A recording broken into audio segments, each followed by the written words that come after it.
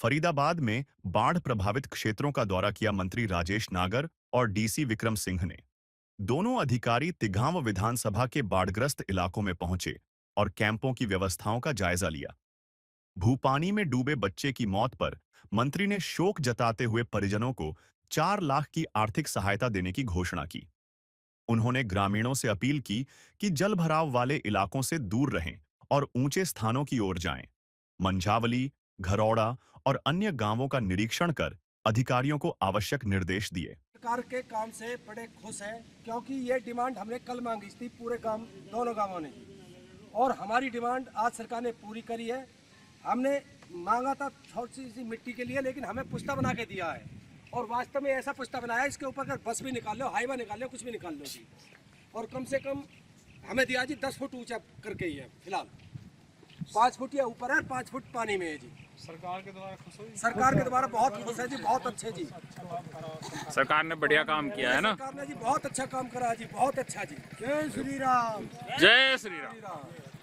सारा आपने दौरा किया है सभी गाँव का, और डीसी साहब हमारे साथ हैं और अधिकारी भी हमारे साथ हैं। जहाँ जहाँ हमें लग रहा है कि कुछ कमी है, उनके लिए भी बोला गया है कि भाई जो भी हम कर सकते हैं करेंगे। और जो ये आपदा है इसमें हम पूरे हमारे जो लोग हैं, हमारे जो गाँव के ग्रामवासी, उनके साथ खड़े हैं। बिल्कुल।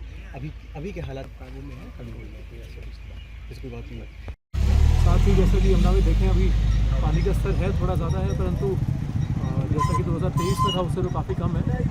और अभी पीछे से जो इनपुट आ रहा है तो कुछ देर और बढ़ेगा पानी, आज रात तक हो सकता है पानी बढ़े, कल से थोड़ा कम होने के आसार हैं। परंतु सभी लोगों से मेरा आग्रह है कि क्या सावधानी अपनी पूरी बरतें, यमुना के पास में बिल्कुल ना जाएं।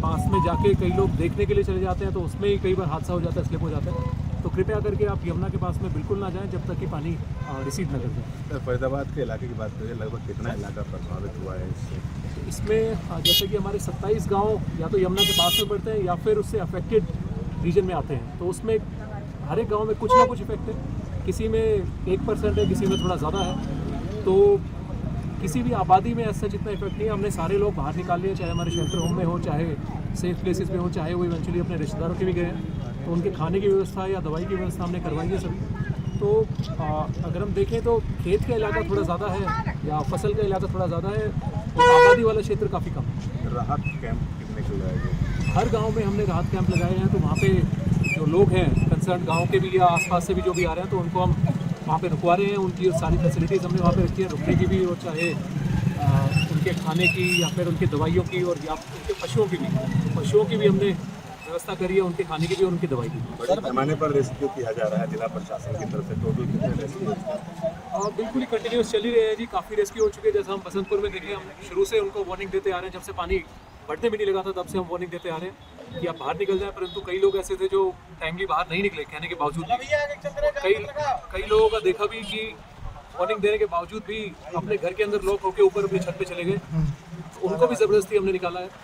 तो ऐसे ही काफ़ी और लोग भी हैं, कई गाँव में एक आध छुटपुट कोई इंस्टेंसेस थे तो वहाँ से भी निकाले हैं, कहीं के पशुओं को निकाले। फरीदाबाद में सर कितने हेक्टेयर जमीन है, एकड़ जमीन है जो प्रभावित हुई है? बताया जा रहा है कि 8,500 एकड़ जमीन प्रभावित। इसमें क्योंकि बाढ़ अभी बढ़ती जा रही है, अब आप देख रहे हैं क्योंकि कल से परसों से पानी बढ़ ही रहा है, अभी कम नहीं हुआ है, तो वो क्षेत्रफल है वो डायनेमिक भी है, तो है काफ़ी इलाका है। परंतु सभी लोग बेफिक्र रहे, उसमें क्षतिपूर्ति पोर्टल आप सभी के लिए खोला जाएगा, आप उस पर अप्लाई करिए और उस पर जो भी मुआवजा है सरकार द्वारा